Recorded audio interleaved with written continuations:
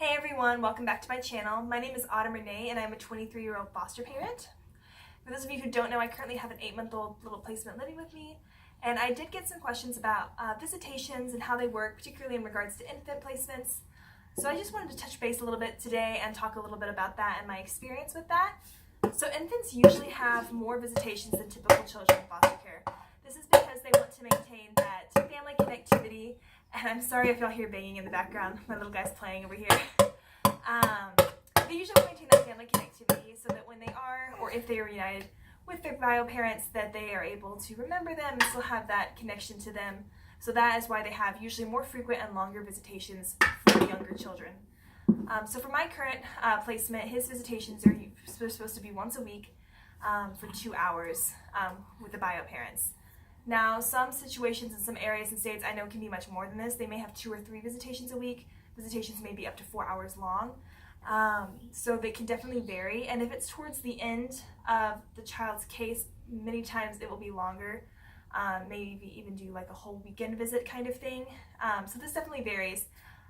And I am certainly at the beginning of my placement, so this is just my experience up to this point. It definitely could change in the future, but just kind of wanted to share with you guys how this has been working for me.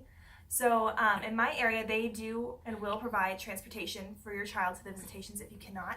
So his visitations were right in the middle of my work schedule, so CPS at work will actually come pick him up from school and take him to his visitation and then bring him back, which is very convenient and nice for me, especially as a single foster parent, to be able to have them provide that service. It's just one more way that they help support me being able to be a foster parent as a single person. So I really appreciate that. So just know that that's usually an option. If you're sitting here wondering, like, how am I going to transfer this child to all these visits? A lot of times CPS will, or possibly your agency will provide transportation to the visits for you. So definitely ask about that if that's something you're curious about. As far as how the visitations go, since the child is so young, it's not like I can exactly ask him, how'd your visit with mom go?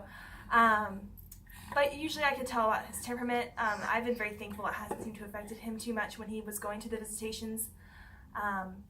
But for some children I know that can definitely cause emotions and behaviors after the fact, or even for several days after. So definitely be on the lookout for that, knowing that, seeing a bio parent and then not being taken away from them again can cause some emotions and things to come up. So definitely be aware of that. As far as visitations and the continuation of them, many times parents will just stop showing up to them for one reason or another. It could be that they're relapsing, if they have a drug addiction. It could be that they're having a hard time getting the motivation. Maybe they had mental illness. So there is a lot of different reasons that maybe they will not be showing up to visitations. Maybe they've just gone completely MIA and who knows what's going on. But unfortunately that is the case with a lot of cases. So do not be surprised if visitations do get stopped or bio parents just stop showing up. I'm not sure how much this affects their case in terms of parental rights, but I do know that it's very common for bio parents to miss visits or stop showing up to visits. And things like that, so definitely be aware of that. And if that is the case, usually in my area they will wait for the bio parent to show up before taking the child over there so that they're not brought over for no reason. But I know in some areas they do take the children and make them wait whether or not bio parent shows up. So that can vary a little bit depending on where you are. But that's just been kind of my experience with visitations so far.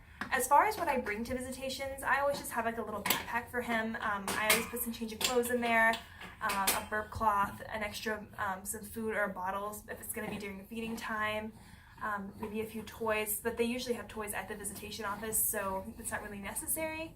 But just anything to help these bio parents, succeed as much as you can, support them, and let the visitation go well. And of course for him, I want him to be as comfortable as possible while he is there.